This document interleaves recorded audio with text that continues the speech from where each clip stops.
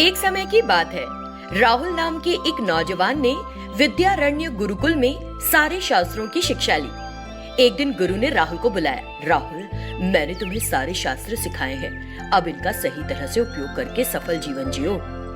ये कहकर गुरु ने उसे वहां से भेज दिया। उसके बाद से राहुल को घमंड हो गया कि वो सारे शास्त्र जानता है। उसने राजधानी नगर जाने की सोची ताकि राजा के दरबार में अपनी बुद्धिमत्ता दिखाकर एक अच्छी नौकरी पा सके।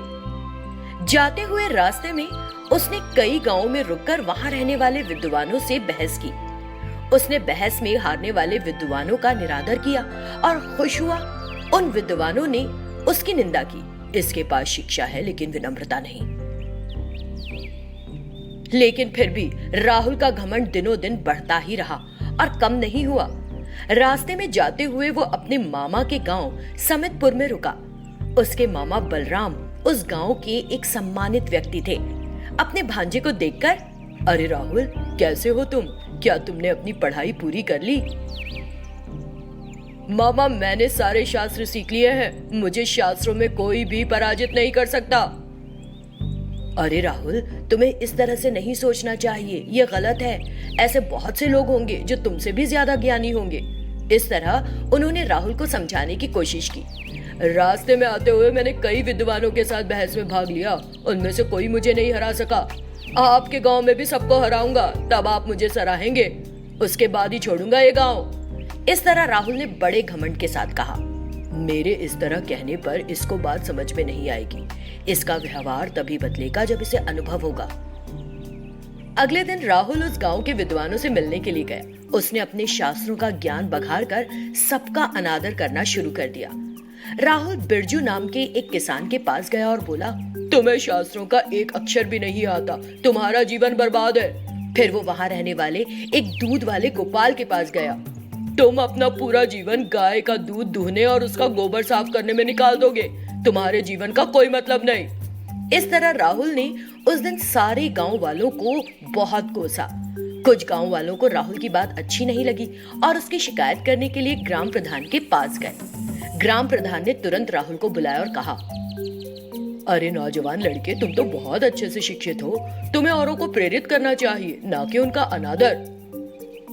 मालिक, आप भी दूसरों की तरह ही बात कर रहे हैं। अगर आपको मेरे शब्द गलत लगे तो मुझे बताइए, मैं आपको उसका उत्तर दूंगा। मुझे लगता है कि तुम जानते हो कि हमारे देश में दूध उत्पादन और खेती कितने महत्वपूर्ण है। जो किसान ये काम करता है, उनका ध्यान रखता है, वो हमारे देश की रीढ़ की हड्डी है। इस तरह अपने गांव वालों का समर्थन करना ठीक बात नहीं। हर किसी को शास्त्रों का कुछ ज्ञान तो होना ही चाहिए। कृपया इस तरह से सोचिए, फिर आपको बुरा नहीं लगेगा कि मैंने क्या कहा। ऐ नौजवान, मैं इतने प्यार से इसलिए बात कर रहा हूँ क्योंकि तुम बलराम के भांजे हो। साधारण लोगों पर अपना घमंड दिखाना अच्छी बात नहीं। इस गांव को छोड़कर अभी चले जाओ। इस तरह ग्राम प्रधान ने राहुल को डांटा। आप क्या कह रहे हैं? मैं खुद ऐसे गांव में नहीं रहूंगा जहां अज्ञानी रहते हो। ये कहकर राहुल उस गांव को छोड़कर जाने लगा। अगले गांव में जाने के लिए उसको एक नदी पार करनी थी, तो वो रंगा की नाव में चढ़कर बैठ गया। फिर रंगा ने बड़ी मेहनत से नाव को पानी में चलाना शुरू किया। क्यों भाई, शास्त्र जानते हो ना? साहब, मैं कुछ नहीं जानता, मैंने कोई पढ़ाई नहीं की। चलो ठीक है, क्या तुम्हें व्याकरण आती है? मुझे नहीं पता, बचपन से मैंने इस नाव को चलाने के अलावा और कुछ किया ही नहीं है। क्या तुम्हें अपने आसपास की दुनिया की खबर है? इस तरह राहुल ने ताना मारा। साहब, मुझे नहीं पता आप क्या कह रहे हैं। और फिर रंगा ने अपने दिमाग में सोचा, ये घमंडी विद्वान मेरी कितनी बेइज्जती कर रहा है। रंगा को बेइज्जती महसूस हुई और वो कुछ देर तक कुछ नहीं बोला। फिर उसने राहुल से बड़े प्यार से पूछा, मालिक, आप तो इतने पढ़े लिखे हैं, है ना? हाँ, मुझे सब कुछ पता है, मैंने सारे शास्त्रों को पढ़ा है। इस तरह राहुल ने घमंड से कहा। मालिक, शास्त्रों ने तैरना सिखाया कि नहीं? आपको तैरना आता है? मुझे तैरना नहीं आता। मालिक, आपने इतने सारे शास्त्र पढ़े लेकिन आपको तैरना नहीं आता।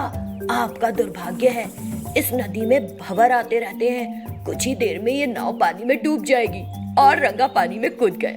कुछ देर बाद नदी में भंवर उठा और नाव पलट गई। राहुल अपने हाथ उठाकर जोर जोर से चिल्लाने लगा, मुझे बचाओ, मुझे बचाओ। रंगा को उस पर दया आ गई और उसे बचा लिया। किनारे पहुंचकर रंगा ने उससे कहा, आपने इतने सारे शास्त्र सीखे, लेकिन आपकी जो जान बचा सकता था वो काम नहीं सीखा।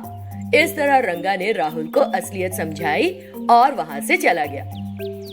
राहुल को अपनी गलती समझ में आई। उसके बाद से उसने अपने शास्त्रों का ज्ञान बघार कर किसी का अनादर नहीं किया।